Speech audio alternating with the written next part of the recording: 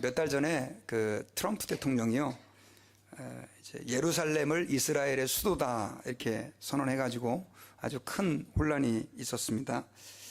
근데 이제 이 트럼프 대통령의 행동은 사실은 국제법을 위반하는 행동이었어요. 왜냐하면 지금 현재 이스라엘의 공식적인 수도는 텔 아비브라고 하는 그 지중해 연안의 바닷가에 있는 그 도시입니다. 그런데 이 미국에서 그것도 트럼프 대통령이 왜 예루살렘을 이스라엘의 수도로 선언했을까요? 사실 여러 가지 많은 이유들이 있지만 그것은 이스라엘의 그 주장에 대해서 미국의 대통령이 힘을 실어주는 거예요.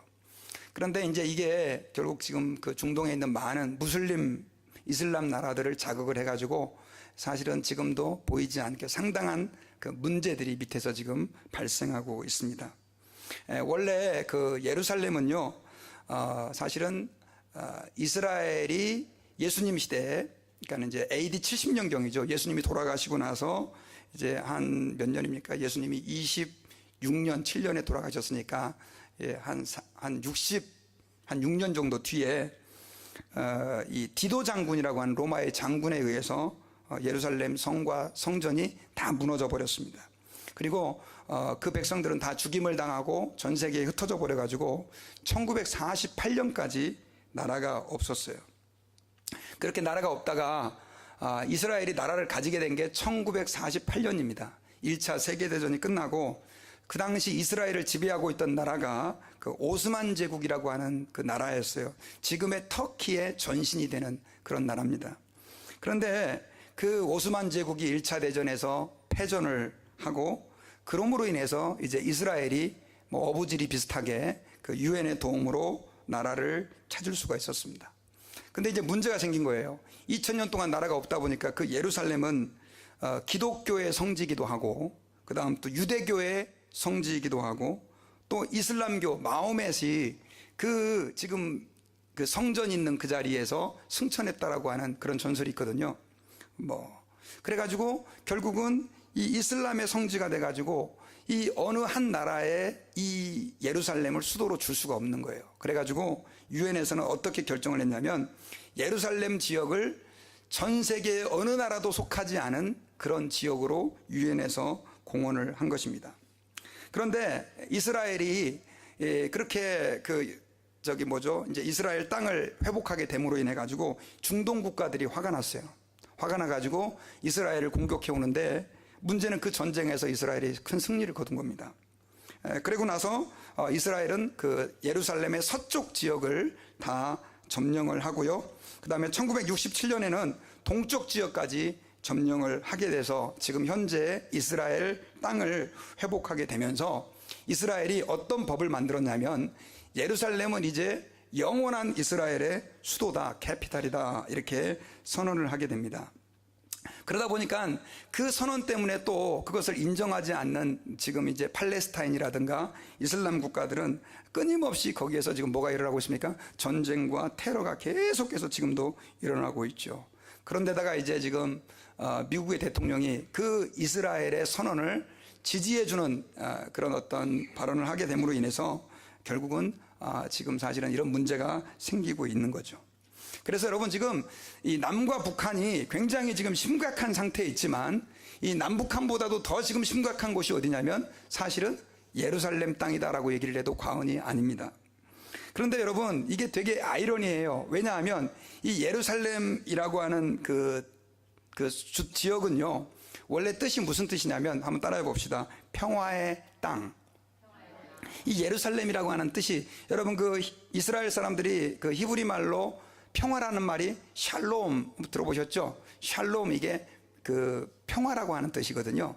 평강이 있을지어다 그런 뜻인데 예루살렘이라고 하는 말은 바로 평화라고 하는 그 단어예요. 그러니까 평화의 땅이 바로 예루살렘인데 이 예루살렘은 지금 그 AD 70년 이후부터 시작해서 물론 그전에도 많은 고통이 있었지만 계속해서 그 피해 땅, 전쟁의 땅이 되고 있습니다. 왜 그렇게 예루살렘이 긴 세월 동안 고통 속에서 그렇게 신음해야 했을까요? 뭐 그 이유를 여러 가지로 정치적인 이유로 말할 수 있겠지만 성경에서는 그 이유가 바로 그 이스라엘 백성들이 하나님께로 돌아오지 않았기 때문이다 라고 말씀을 하고 있어요. 여러분, 우리는 오늘 본문을 통해서 이러한 사실들을 조금 더 구체적으로 우리가 살펴보고 하나님께 돌아간다는 것이 얼마만큼 중요한지를 우리 예수님의 눈물을 통해서 좀 발견하고 깨닫기를 원합니다. 여러분, 예수님은 이제 오늘 본문에 그 수많은 무리의 찬양과 환호를 받으면서 이제 감람산을 건너서 그 예루살렘 성으로 들어가고 있었습니다. 사람들은 그 예루살렘 성으로 나귀를 타고 들어가는 예수님을 향해서 어떻게 말했습니까? 호산나 호산나, 다윗의 자손으로 오시는 이여 찬송을 받으시옵소서. 이렇게 예수님을 찬양하고 자기들의 겉옷을 그 길에다가 깔아가지고 그 예수님이 이제 우리의 정치적인 메시아 왕이 될 거라고 기대하고 있었습니다. 그래 예수님께서는 그 많은 사람들의 환호와 또 길에 카펫처럼 자기의 겉옷을 깔아주는 이런 어떤 환대 속에서 예루살렘을 향해 가까이 가시다가 갑자기 발걸음을 멈추셨습니다. 그리고 나서 성을 한참 이제 바라보십니다. 그런데 성을 바라보시는 그 예수님의 눈에 닭똥 같은 눈물이 뚝뚝뚝 떨어지는 거예요. 주변 사람들은 이해할 수가 없었어요. 아니, 왜 이렇게 기쁜 날 예수님이 그렇게 닭똥 같은 눈물을 뚝뚝 떨어뜨리면서 우실까? 그때 예수님께서 이렇게 말씀을 하십니다. 예루살렘아, 너도 오늘 평화에 속한 일을 알았더라면 좋았겠지만 지금 네 눈에 그것이 가려져 있구나. 42절에 보면 이렇게 기록이 되어 있어요. 예루살렘아, 네가 평화에 관한 일을, 평화에 속한 일을 네가 알았더라면 좋았겠지만 지금 네 눈에 그것이 가려져 있구나 라고 이렇게 예수님께서 한탄하셨던 것이죠. 여러분, 예수님의 눈에 눈물이 나게 만든 일은 뭐냐면 이 예루살렘이 지금 뭘 몰랐다는 거예요? 평화에 속한 일을, 평화에 관한 일을 몰랐다라고 하는 거예요. 자, 그렇다고 한다면 여러분, 평화에 속한 일이 뭐길래 예수님을 그렇게 눈물까지 나게 만들었을까요? 여러분, 평화에 속한 일이라고 하는 것은 뭐냐면 예수님을 아는 것입니다. 여러분, 예루살렘 사람들은요, 특별히 예루살렘 안에 사는 사람들을 포함해서 심지어 지금 예수님에게 종려나무를 흔들면서 겉옷을 예수님이 가는 길에 까는 사람들조차도 예수님을 제대로 알았습니까? 몰랐습니까? 몰랐어요. 그들은 헛된 기대를 하고 예수님을 그렇게 찬양하면서 예수님을 높이면서 따랐던 것이죠. 왜냐하면 많은 군중들은 예수님을 자기들을 그 로마의 그 통치에서, 압제에서 구원해 줄 그런 정치적인 지도자로 생각을 했던 것입니다. 더더군다나 성경을 많이 안다고 하는 사람들, 특별히 바리새인들, 제사장들, 또 유대의 지도자들은 자기의 사리사욕에 눈이 어두워가지고 하나님의 아들을 알지 못했어요. 그들을 구원하기 위해서, 그들을 죄에서 건져주시기 위해서 오신 그 예수님을 몰랐기 때문에 그들은 어떻게 하든지 그 예수님을 죽이려고 아주 혈안이 되어 있었던 것입니다.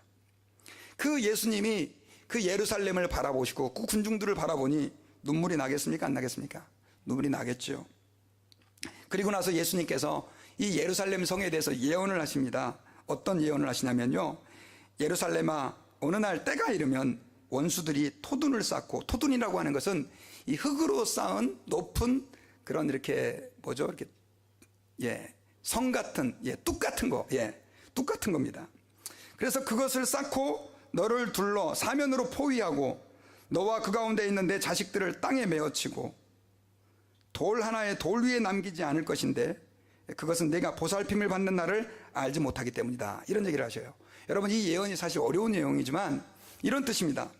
어느 날 때가 이르면 사람들이 이 성에 와가지고 이 성을 갖다 완전 포위를 하고 그 성 옆으로 흙으로 뚝을 다 쌓아가지고 그 다음에 너희들을 죽이고 너희들의 자녀를 죽인데, 여러분 특별히 여기서 나오는 이 자녀라고 하는 말은 뱃속에 있는 태아를 얘기하는 거예요. 그러니까 아기를 뵌 엄마까지도 아주 무자비하게 죽일 것이다. 그런 예언들이 포함되어 있는 거죠. 그리고 돌 하나에 돌 위에 돌도 남기지 않고 그 예루살렘 성을 다 무너뜨릴 것이라고 얘기를 하고 있어요. 실제로 이것은 여러분 성경의 예언대로 아까 제가 잠깐 말씀드렸던 것처럼 디도 장군에 의해서 성취가 되게 됩니다. 예수님께서는 예루살렘이 바로 그러한 멸망을 이제 앞으로 예수님이 십자가에서 죽으신 뒤에 한 60여 년이 지난 뒤에 이루어질 것을 말씀으로 예언을 해주고 있는 것입니다.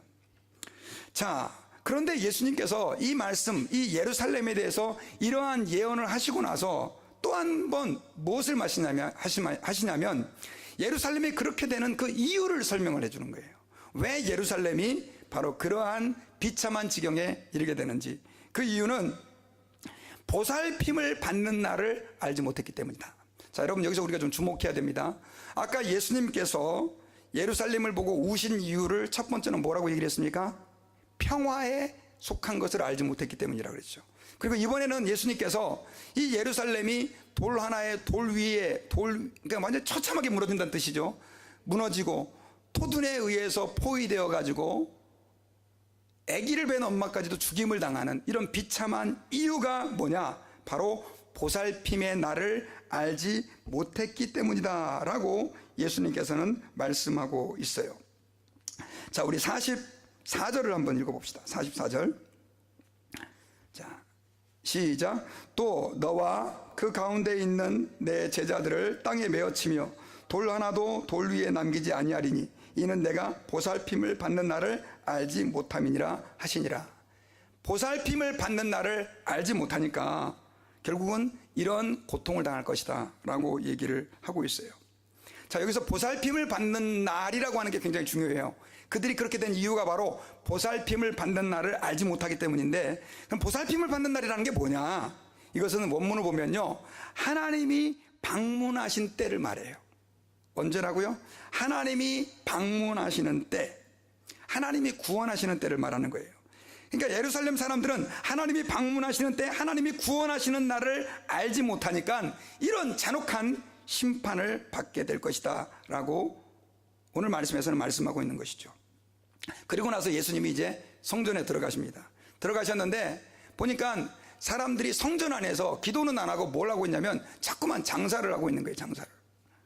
어떤 장사를 하냐면 제물로 쓸 양과 비둘기를 팔고 그다음 돈을 바꿔주고, 원래 성전에서 기도해야 되는데 기도할 장소를 갖다가 그렇게 환전 장소로 또 물건을 파는 장소로 그렇게 바꿔버린 거예요. 그래서 예수님께서 어떻게 하십니까? 그 있는 비둘기를 다 내어쫓고 환전상들을 다 뒤집어 엎고 하면서 내 집은 기도하는 집이다. 한번 따라해봅시다. 내 집은 기도하는 집이다. 근데 이제 이렇게 선언하시고 나서 너희들은 이 기도하는 집을 강도의 소굴로 만들어버렸다라고 예수님께서는 책망하십니다. 그리고 나서 예수님께서는 이제 십자가에서 5일 뒤에 돌아가시는데 계속 에브리데이 매일매일 시간마다 사람들을 가르치셨다라고 오늘 본문에서 기록이 되어 있죠.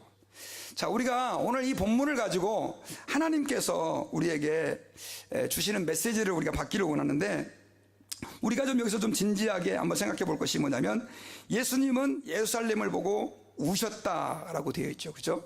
우셨는데 왜 우셨나요? 평화의 일을 몰랐기 때문에, 그리고 보살핌을 받는 날을 알지 못했기 때문에 그렇다라고 말씀을 하고 있어요. 여러분, 예수님이 평화에 속한 일을, 사람들이 평화에 속한 일을 몰랐다라고 말씀하셨는데, 그렇다고 한다면 평화에 속한 일이라고 하는 것은 좀 더 구체적으로 무엇일까요? 여러분, 예수님께서 이 땅에 오실 때에요, 천사들이 예수님에게 한 말씀이 있어요. 그게 바로 뭐냐면 하늘에는 영광이요 땅에는 평화로다라고 얘기를 했어요. 여러분, 오늘날 많은 사람들이 평화를 얘기합니다. 그리고 이 평화를 위해서 크게 공헌한 사람을 위해서 유엔에서는 노벨 평화상도 만들어 가지고 그 사람들을 이렇게 상도 주고 그렇게 하죠. 이번에 아마 그 남북 정상회담 그리고 뭐 북미 정상회담이 잘 되면 김정은, 트럼프, 문재인 대통령 세 사람이 아마 노벨 평화상을 받을지도 모른다, 뭐 이런 얘기들이 지금 솔솔찮게 올라오고 있어요. 정말 만약 그렇게 해서 남북이 통일이 되고 북한과 미국과의 갈등이 해결이 된다고 한다면 저는 정말 노벨 평화상을 줘야 된다고 생각합니다. 그런데 여러분, 하나님께서 말하는 평화라고 하는 것은 단순하게 전쟁이 없는 그런 세상을 말하는 것이 아닙니다. 특별히 예수님께서 예루살렘이 평화에 속한 일을 몰랐다라고 한탄하시고 탄식하시는데, 그것은 바로 그 예루살렘에 단순하게 우리가 말하는 그런 평화를 얘기하는 것이 아니다라고 하는 거예요. 여러분, 성경에서 말한 평화는요, 하나님과 우리와의 관계 속에서 먼저 찾아오는 거예요. 원래 여러분, 하나님과 우리와의 관계는 사실은 하나님께서 아담과 하와를 만드실 때 아주 평화로웠어요. 그 말은 하나님이 우리의 아버지가 되시고 우리는 그의 자녀들이 되어서 날마다 하나님 안에서 우리는 기쁨과 안전함과 감사함과 자유로움을 느낄 수가 있었다는 거예요. 그런데 그 평화가 죄로 인해서 어떻게 됐습니까? 다 깨져버렸어요. 그러므로 인해서 사람들은 뭘 잃어버렸느냐? 평화를 잃어버린 거예요. 지금 이 세상에서 존재하는 이런 갈등들, 또 전쟁들, 또 아픔들, 이런 것들은 사실은 사람들의 문제가 아니라 하나님과의 관계 속에서 우리 인간들이 죄에 빠져버렸기 때문에 우리 인간이 어떻게 되냐? 평화를 잃어버린 것이다라고 하는 거예요. 근데 예수님이 오셨다라고 하는 것은 어떤 의미냐면, 예수님이 이 땅에 오심으로 인해서 하나님과 우리와의 그 평화를 회복시켜 주신다는 거예요. 회복시켜 주신다는 거예요. 그런데 여러분, 그 이스라엘 백성들은 어떻게 생각을 했습니까? 그 예수님을 하나님과의 궁극적인 관계, 또 인간들이 잃어버린 그 평화를 회복시켜 주실 분으로 알지 못했던 것이죠. 그러다 보니까 예수님께서는 너무너무 그게 안타까운 거예요. 여러분, 예수님께서 이 땅에 오셔가지고 많은 사람들에게 귀신을 쫓아내주고 또 병자를 고쳐주고 그 다음에 많은 사람들에게 말씀을 증거하신 이유가 뭐냐? 내가 바로 그 평화의 왕이다. 내가 너희들을 구원해서 너희들을 죄에 빠진 너희들을 건져내서 하나님께로 인도할 메시아라고 하는 것을 예수님이 많은 사람들에게 드러내시고 알려주신 거예요. 그런데도 불구하고 그들은 여전히 뭐에만 관심이 있었습니까? 땅의 것에만 관심이 있었던 거예요. 저 예수님 때문에 우리가 병고침 받고, 저 예수님 때문에 우리가 좀 돈 좀 잘 벌고, 저 예수님 때문에 출세하고, 누구들까지도 그런 생각을 했어요? 예수님의 제자들마저도 그런 생각을 했던 거예요. 여러분, 예수님이 마음이 어떻겠어요? 안타깝겠어요? 안 안타깝겠어요? 엄청 안타깝죠. 한번 생각해 보세요. 그렇게 많은 기적을 베풀어주고 그렇게 예수님이 반복해서 얘기해도 깨달지 못하니 예수님이 얼마나 속이 상합니까? 여러분, 그 아이들이 있잖아요. 특히 사춘기 아이들이 부모 속을 많이 썩이죠. 부모가 불러서 타이릅니다. 야, 너 그렇게 살지 마라. 너 그렇게 살아서 어떻게 할 거냐. 근데 아무리 말해도 듣지를 않아요. 부모 속이 어떻게 됩니까? 썩은 고목이 되죠. 근데 이 자식이 부모에게 한다는 말이, 근데 왜 나 같은 걸 낳았어? 그러면 신경 꺼. 난 엄마 필요 없어. 이제 내 인생은 나의 것이야. 그러면 죽일 수도 없고 살릴 수도 없고 얼마나 속이 상하고 마음이 아픕니까? 그때 어머니는 어떻게 하죠? 주저앉아가지고 엉엉 울잖아요. 아무리 얘기를 하고 아무리 설득을 해도 듣지 않을 때 눈물이 나죠. 예수님의 심정을 그 어머니의 심정에 저는 한번 비유해 보기를 원합니다. 이스라엘 백성들에게 아무리 자기가 너희들의 죄를 용서해 줄 메시아고 너희들을 위한 구원자라고 설명을 해도 여전히 못 알아듣는 그들을 주님이 바라보니, 그 예루살렘을 바라보니 주님이 눈물이 나지 않겠냐고요. 그리고 여러분, 성전에 들어가 보니, 예루살렘에 들어가 보니 하나님께 예배해야 될 그 예배는 다 무너지고 완전히 지금 시장터가 돼가지고 왁자지껄하고 사람들이 돈 바꾸고 있고 거기서 물건을 팔고 거래하고 있고, 그걸 갖다 종교 지도자들이라는 사람이, 교회 지도자들이라는 사람이 비호해주고 그리고 뇌물 받고. 여러분, 예수님의 눈에 눈물이 나지 않을까요? 예수님을 향하여 호산나 호산나 종려나무를 흔들면서 외치고 있는 그 사람들마저도, 예수님을 구원자라고 외치는 그들마저도 여전히 예수님을 세상적인 메시아로만 바라보고 정말 그 예수님의 실체를 알려고 하는데 관심도 없는 그들의 마음을 주님이 보실 때 얼마나 마음이 아팠겠냐는 거예요. 근데 더 주님이 마음이 무너지는 게 있었어요. 그게 뭐냐면 그 이스라엘을 주님이 심판해야 된다는 거예요. 여러분, 주님을 거역하고 하나님을 떠난 그 이스라엘 백성들을 하나님이 이제 심판을 하시는데, 문제는 그들이 그 하나님의 심판 계획을 말 그대로 아무것도 모르고 있는 거예요. 여러분, 그들은 헤로드 왕에 의해서 48년 동안이나 48년이라고 하는 상당히 긴 기간 동안 너무나 멋지게 지어진 그 성전에 대해서 너무나 자랑스럽게 생각했습니다. 그런데 예수님께서는 이제 곧 그 성전이 다 무너지고, 여러분 한번 생각해 보세요. 하나님의 영광을 위해서, 하나님을 예배하기 위해서 세워진 성전을 하나님이 무너뜨린다 그럴 때 마음이 얼마나 아프시겠어요. 그럼에도 불구하고 하나님께서 그렇게 하신 이유가 있었는데, 그것은 바로 뭐냐면 그들이 깨달지 못했기 때문에, 그 성전이 강도의 소굴이 되어버렸기 때문에 더 이상 의미가 없는 거예요. 그래서 예수님은 마음이 너무 아팠던 것입니다. 실제로 여러분, 그 예수 그리스도의 예언은 역사 속에서 정확하게 이루어지는데, 로마 AD 66년경에요 이스라엘 민족은요 로마의 그 통치를 받는 게 너무 싫었어요. 그래서 우리나라 사람들이 일본의 통치를 받을 때 독립하려고 이렇게 독립운동을 여러 번 했지 않습니까? 마찬가지로 이스라엘 민족도 독립운동을 하게 됐는데, AD 66년에 대대적인 독립운동이 그 예루살렘에서 일어납니다. 그러자 이제 로마는 그 독립운동이 일어난 사람들을 이렇게 어떻게 해요? 다 이제 진압하려고 디도 장군, 나중에 이 사람이 로마의 황제가 되는데, 디도 장군을 보내게 되는데, 이 사람은 예루살렘에 도착하자마자 3일 만에 그 예루살렘 성 전체를 다 두를 수 있는 그 흙으로 된 뚝을 쌓습니다. 백성들은 이제 완전히 포위됐고 뚝에 쌓여 있어서 더 이상 성 밖에 나가서 먹을 것을 구할 수가 없게 되는 거예요. 사람들은 이제 굶어 죽어가죠. 그리고 얼마 안 있다가 이 로마의 군병들은 그 흙으로 쌓은 뚝을 이용해 가지고요 예루살렘의 진격에 들어가는데 자비를 베풀지 않습니다. 모든 사람을 거기서 다 죽이게 되고, 그 다음 또 성전은 완전히 다 무너져 초토화가 되고, 성벽까지 다 무너져 가지고 말 그대로 돌 하나에 돌 위에도 쌓이지 않을 만큼 처참하게 그렇게 예루살렘은 무너지고 맙니다. 그 이후에도 여러분, 예루살렘은 어떻게 됐는지 아십니까? 아까 말씀드렸던 것처럼 1948년까지 계속해서 그 예루살렘은 갈등과 아픔의 그 진원지가 됩니다. 특별히 여러분, 우리는 역사 속에서 십자군 전쟁을 기억합니다. 여러분, 한 700년경에는 이슬람권에 있는 사람이 예루살렘을 지배를 했거든요. 지배를 했는데, 무슬림이 이 예루살렘을 지배하자 유럽에 있는 기독교인들은 이 성지를 갖다가 이슬람 사람들이 지배하게 해서는 안 된다 해가지고 유럽에서요 십자군을 보내잖아요. 성지를 회복하자. 그래가지고 200년 동안 그 예루살렘은 피가 마를 일이 없었어요. 뺏고 뺏기고 죽이고 계속하는 그 피가 그 예루살렘에서 흘렀다고요. 그리고 드디어 1948년도에 가까스로 간신히 이스라엘이 나라를 회복했는데도 불구하고 여전히 그 예루살렘은 화약고다. 화약고라는 말 아시죠? 화약을 담고 있는 창고다. 불만 붙이면 터지는 정말 어려운 장소가 되었다라고 하는 거예요.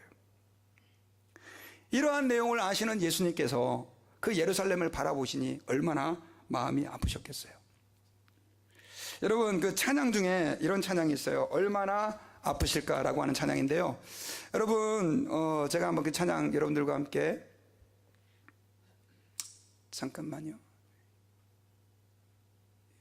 재생이 안 되네요.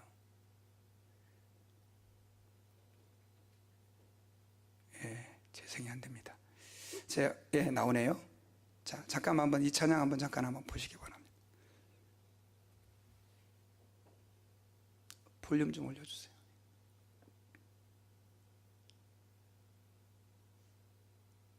재생이 안 되나요?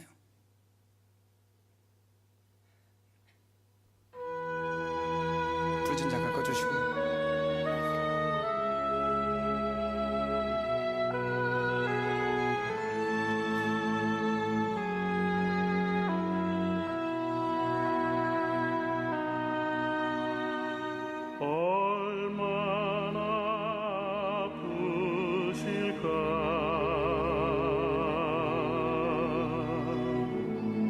하나님의 마음은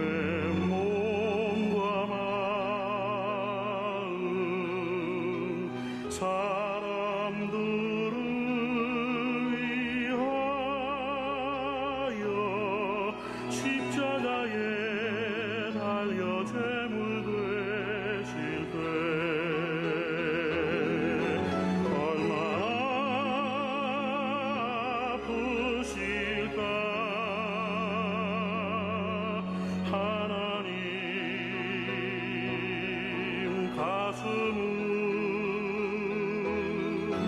독생자 주셨건만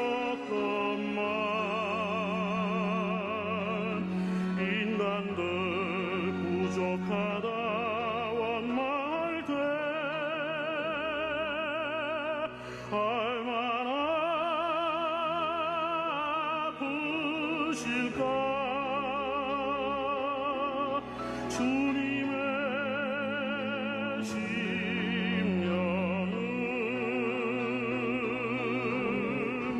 자신을 주셨건만 사람들 부인하며 욕할 때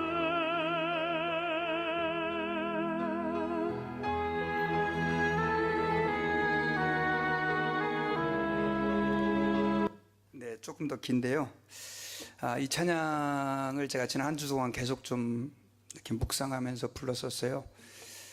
얼마나 아프실까 하나님의 마음은 인간들을 위하여 아들을 제물로 삼으실 때 얼마나 아프실까 주님의 몸과 마음 사람들을 위하여 십자가에 달려 제물 되실 때 얼마나 아프실까 하나님의 마음은 독생자 주셨건만 인간들 부족하다 원망할 때. 여러분, 하나님께서 우리에게 주신 가장 최고의 선물은 뭐냐면 독생자 예수 그리스도예요. 근데 문제는 그 예수님 시대에 있는 사람들도요, 그 하나님의 아들을 주신 것에 대해서 전혀 만족하지 못했어요. 그들은 인간적인 것, 세상적인 것에 너무 마음을 빼앗겨가지고 부족하다, 불평하다, 원망하고 나중에는 어떻게 됩니까, 여러분? 예수님을 십자가에 못 박아 죽이잖아요. 여러분, 우리가 오늘 본문을 통해서 깨달아야 될 것이 있어요. 그것은 뭐냐면 그 예수님의 마음, 그 예루살렘을 바라보시고 눈물을 흘리시는 그 예수님의 마음을 우리가 조금이라도 좀 이해해야 된단 말이에요.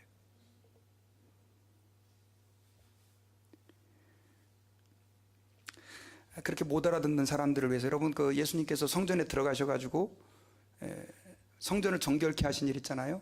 이것도 보면 한 번이 아니에요. 두 번이라고요. 두 번.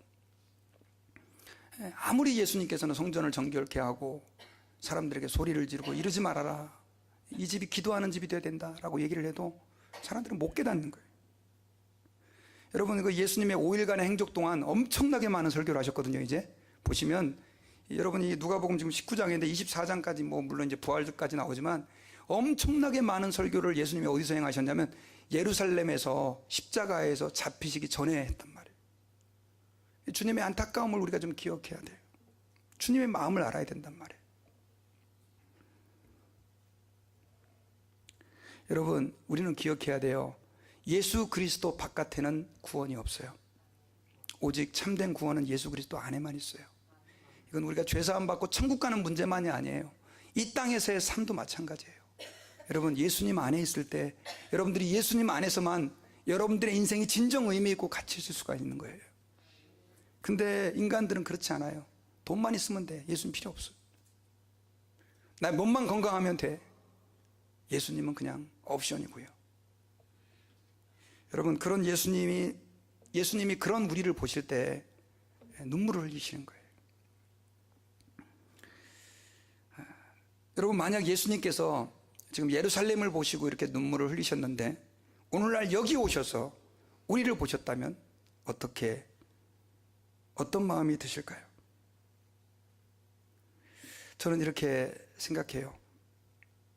하나님의 구원의 복음을 듣고 교회에도 나오면서 설교도 들으면서 언제든지 성경책도 읽으면서 맘만 먹으면 얼마든지 설교를 들을 수 있는데도 불구하고 죄악에서 방황하면서 세상에 뭔가 있는 것처럼 그렇게 많은 세월 속았으면서도 그것을 위해서 살아가는 인생을 보시면 주님이 눈물을 흘리지 않으실까요? 하나님을 주님이라고 크게 외쳐 부르고 교회에 나와서 헌금도 하고 또 하나님께 나와가지고 일도 하고 교회에서 직분도 맡았는데 여전히 하나님을 위한 인생이 아니라 나를 위한 인생을 살아가고 있는 사람들을 보면 주님이 눈물을 흘리시지 않을까요?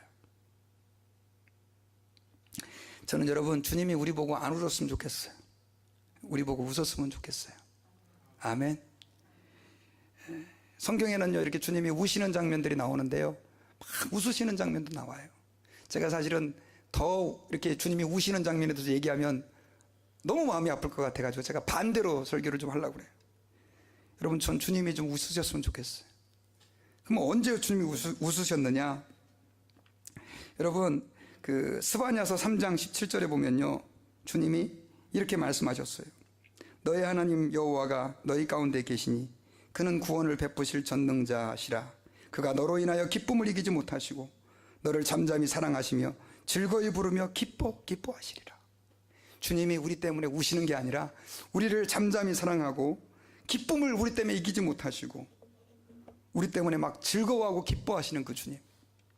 저는 여러분들이 우리가 그 주님을 만날 수 있기를 주의 이름으로 축원합니다.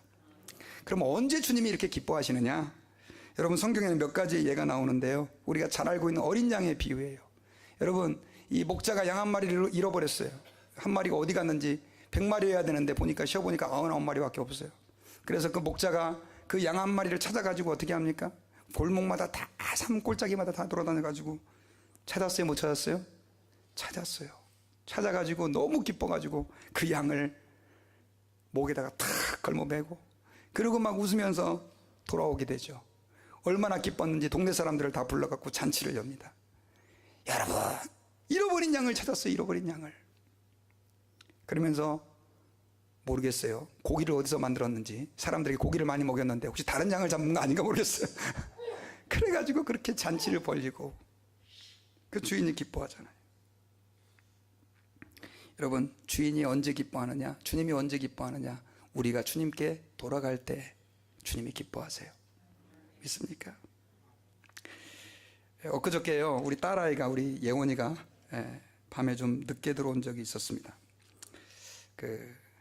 자주 늦게 들어오는데 그날을 제가 왜 여러분들에게 얘기를 하려고 그러냐면, 얘가 이제 핸드폰을 좀 바꾸고 싶어요. 옛날에 그 싼 거 산다고 용량이 너무 작은 걸 샀더니요, 아주 힘든가 봐요, 쓰기가. 그래가지고 이제 한 2년도 지나고 그래가지고 이제 용량이 좀 큰 걸로 바꿔달라고 또뭐 지도 내고 저도 내고 이렇게 해가지고 이제 하여튼 돈을 이제 이렇게 좀 서로 내서 핸드폰을 중고로 이제 하나 바꿨는데, 문제는 그 인터넷으로 주문을 했는데 그 핸드폰 스토어에 가가지고 개통을 하려고 하는데 개통이 안 되는 거예요.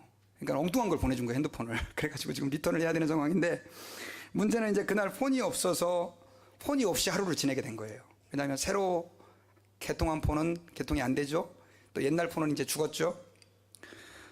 그런데 이제 얘가 이제 그날도 저녁에 가가지고 이제 그 요즘 스시샵에 가서 아르바이트를 하는데 일을 하고 저녁 11시 반이 됐는데도 애가 안 오는 거예요. 11시 반까지도 안 오는데, 보통 이제 9시 반이면 끝나고 오는데 그냥 아무리 전화를 해봐도 됩니까? 전화가? 안 되죠.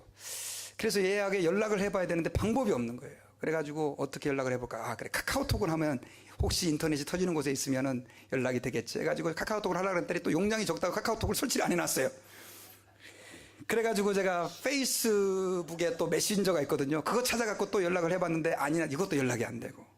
그래서 한 2시간 정도를 제가 굉장히 마음을 졸였는데, 그때 이제 컴퓨터 앞에서 앉아서 설교 준비를 하는데 설교 준비가 안 되는 거예요. 전화도 안 되죠, 연락도 안 되죠. 아니, 얘가 와야 될 시간인데, 얘가 또 운전하니까 혹시 차 사고 나가지고 어떻게 된 거 아니야? 아니, 키드냅 납치됐으면 어떻게 하지? 막 하는 생각들이 막 드는데, 그래서 아마 쫌생이라고 그럴까요? 아마 저희 집사람은 그거 가지고 그렇게 마음을 졸인다고. 근데 그냥 기다리는 거예요. 잠을 잘 수 있습니까, 제가? 잠 못 자죠. 이 녀석이 언제 오나 계속 문만 쳐다보고 있는데 드디어 현관에 삑삑삑삑 우리 번호 키니까 소리가 나는데 얼마나 기쁘던지. 야, 너 오자마자 왜 이렇게 늦게 왔어? 내가 얼마나 기다렸는데. 아빠 끝나고 햄버거 먹고 왔다는 거예요. 근데 제가 여러분 하나님의 심정을 한번 생각해 봤어요. 하나님의 심정. 야, 하나님의 심정이 이렇겠구나. 돌아오지 않는 그의 자녀들을 주님이 그렇게 기다리시겠구나. 여러분, 돌아온 탕자의 이야기가 있어요. 누가복음 15장에 나오는 이야기예요. 둘째 아들이 아버지한테 재산, 자기에게 물려받을 몫을 달라고 그래가지고 미리 가가지고 그걸 갖다가 다 도박과 노름과 또 창녀에게 탕진해버렸어요. 근데도 아버지는 그 자식이 나간 뒤로부터 어떻게 합니까? 매일매일 밖에 나가가지고 그 아들이 오기를 그렇게 기다리잖아요. 근데 이제 그 자식이 거기서 어떻게 해요? 나중엔 돈 다 떨어져 갖고 먹을 게 없어 갖고 돼지 치는 데 가가지고 돼지들이 먹는 돼지 사료 먹으면서 배를 채우는데, 야, 이거보다는 차라리 아버지 집에 가서 종으로 있는 게 낫겠다. 그래가지고 이제 아버지 집으로 기어 들어오는데, 옷은 거지 같은 누더기에 머리는 몇 년을 안 감았는지 하여튼 푸시시한 머리로 고개를 뚝 떨구고, 그리고 아버지 집을 향해 가는데 저 멀리서 누가 보이는 거예요? 누구예요? 아버지가 보이는 거예요. 아버지가. 이 아버지가 자기를 먼저 보고 막 두 팔을 벌리고 뛰어와 앉습니다. 그리고 그 자식에게 입을 맞추고 그 더러운 몸을 그대로 부둥켜 안고 울고 기뻐하고, 나중에 너무 기뻐서 자기의 반지, 이 반지는 요즘으로 하면 도장이에요. 인감도장. 그걸 자식에게 끼워주고 송아지를 잡아가지고 잔치를 벌여주고 사람들에게 내 자식이 돌아왔다고 자랑을 합니다. 여러분, 하나님께서 우리에게 하나님이 언제 기뻐하시는지를 보여주시는 거예요. 주님이 언제 기뻐하신다고요?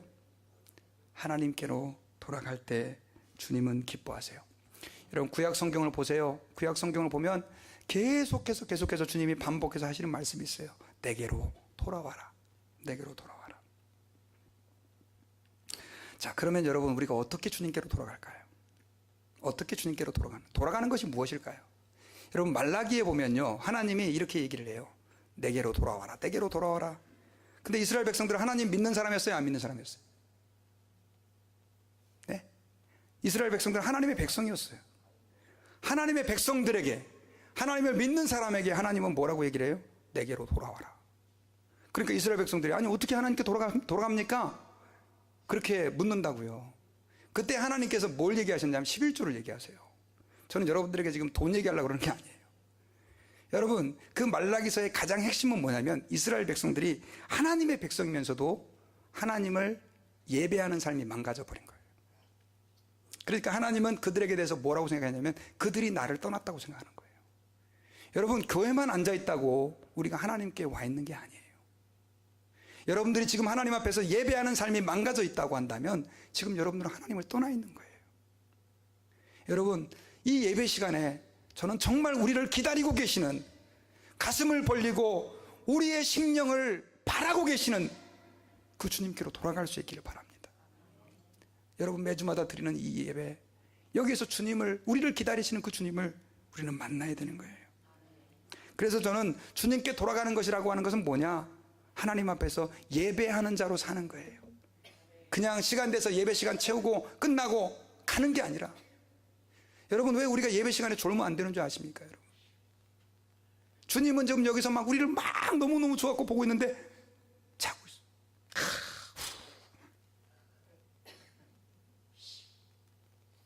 주님은 막 우리의 찬양을 막 너무나 기대하시는데 막 돌아다니고 막 딴 사람하고 얘기하고. 주님은 우리의 마음이 담긴 헌금 때문에 그 액이 크든지 작든지, 네가 너의 피와 땀을 나에게 가져왔구나 하면서 기뻐하는데 우리는 그냥 대충 그냥.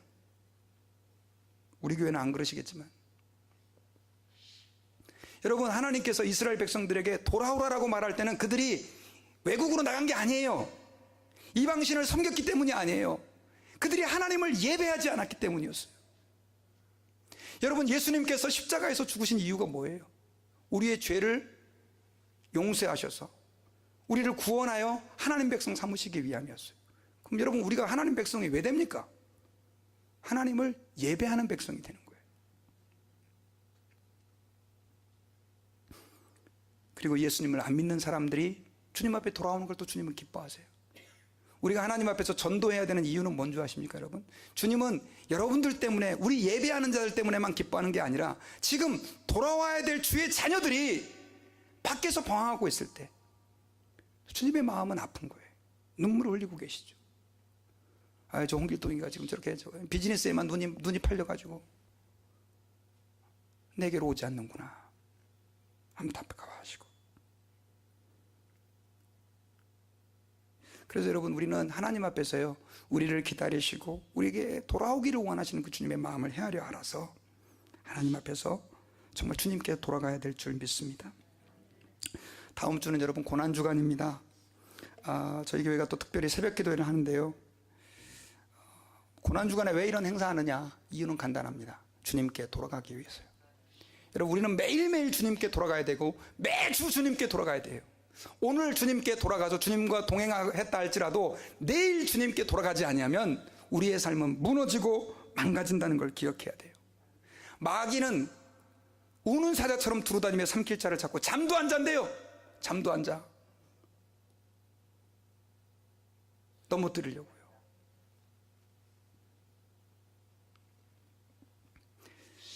여러분, 그래서 여러분들 이번에 새벽 기도를 통해서 여러분들이 주님께로 돌아가는 기회가 될 수 있기를 주의 이름으로 축원합니다. 저는 새벽마다 기도할 때마다 제가 느끼는 게 있어요. 그게 뭐냐면, 어떤 때는 기도하다가 졸려갖고 잘 때도 있거든요. 근데 어떤 때는 하나님이 너무나 은혜를 주세요. 막 강하게 임재하시는데, 그때 제가 제일 먼저 하나님께 회개하는 게 있어요. 그게 뭐냐면, 주님, 제가 너무나 주님에게서 멀어졌군요. 이걸 느껴요. 그러면 제가 주님의 임재를 경험하지 않을 때는 그거 알아요, 몰라요? 모르는 거예요. 여러분, 주님에게서 멀어진 사람들은 내가 주님에게서 지금 얼마나 멀리 있는지, 집을 나간 탕자는 아버지의 마음이 얼마나 아픈지를 몰라요. 여러분, 아버지께 돌아가시길 바랍니다. 그분 안에 있는 그 참된 평안과 안식과 위로와 기쁨을 우리 주님 안에서 누릴 수 있기를 바랍니다. 전 그래서 매일마다 하나님 앞에 제가 기도할 때 빼놓지 않고 기도하는 제목이 있어요. 그건 뭐냐면, 주님, 제가 주님을 사랑하게 해주십시오. 주님께 대한 감격을 잃어버리지 않게 해주십시오. 제 눈에 눈물이 마르지 않게 해주십시오. 하나님을 사랑하는 마음이 식어지지 않게 해주십시오. 이게 제 기도 제목이에요. 여러분, 앞에서요, 그거 없이도 설교할 수 있거든요. 이거 없어도 목회할 수 있어요. 근데 하나님을 떠나버린 목사가 목사입니까, 여러분? 성도들도 똑같습니다, 여러분. 하나님을 떠나버린 성도는 죄송하지만 주님의 주님 눈에 눈물만 흘리게 할 뿐이에요. 저희들은 우리 모두가 다 하나님을 기쁘시게 하는 저희들이 될 수 있기를 주의 이름으로 축원합니다. 저는 이제 말씀의 결론을 맺겠습니다. 여러분, 예수님께서 예루살렘 그 성을 바라보시고 우셨어요. 그 우신 이유는 주님이 그렇게 사람들에게 기적을 통해서 내가 너희의 구원자고, 내가 너희들에게 참된 평화고, 내가 너희들의 메시아고 하나님의 아들이라고 알렸지만 사람들은 그 주님을 발견하지 못한 거예요. 그 예루살렘은 그걸 알 마음도 없었고 알 수도 없었어요. 그러한 예루살렘을 바라보며 주님은 눈물을 흘릴 수밖에 없었던 거예요. 오늘날도 그런 주의 자녀들이 얼마나 많습니까? 하나님을 안다고 하면서도 여전히 내 것만을 추구하고 내 욕심만을 하나님에게 구하고 정말 하나님이 바라는 것이 무엇인지에는 관심이 없는 주의 자녀들이 많다는 거예요. 여러분, 우리 모두가 다 주님께 돌아갑시다. 그래서 우리 때문에 주님이 우는 것이 아니라 기뻐할 수 있는 우리 모두가 될 수 있기를 주님의 이름으로 축원합니다. 우리 옆에 있는 분들에게 주님을 기쁘게 해드립시다 한번 격려하며 악수 같이 하겠습니다. 네, 기도하겠습니다. 아버지, 고맙습니다. 저희들이 주님의 눈에 눈물을 흘리게 하지 않았는지 우리의 삶들을 돌아볼 때 너무나 많은 순간 주님의 마음을 아프게 해드렸던 걸 회개합니다. 예수님께서 그 많은 기적과 말씀을 통해 사람들에게 말씀하시고 자신의 메시아 되심을 드러냈지만 욕심과 정욕에 불탄 그들이 예수님을 볼 수 없었던 것처럼 주님, 저희들도 그럴 때가 너무 많이 있었음을 주님께 회개합니다. 오늘 저희들의 눈을 열고 마음을 열어주셔서 주님의 마음을 헤아려 알게 하시고 우리가 그 주님께로 돌아갈 수 있는 저희들이 되게 도와주옵소서. 다음 주간이 고난주간인데 그 시간을 통해서 우리의 영혼이 회복되기를 원하고 우리를 사랑하시는 그 주님을 더 깊이 만나기 원합니다. 예수님 이름으로 기도하옵나이다. 아멘.